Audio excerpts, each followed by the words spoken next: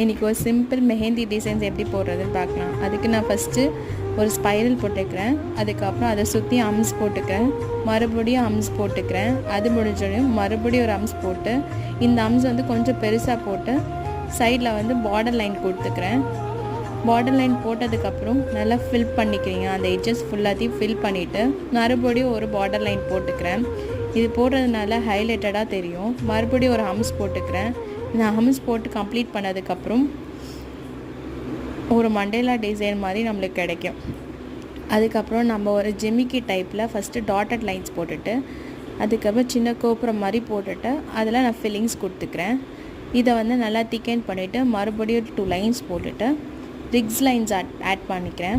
மறுபடியும் ஒரு அம்ஸ் போட்டு கீழேயும் மேலேயும் அம்ஸ் போட்டுக்கிறோம்.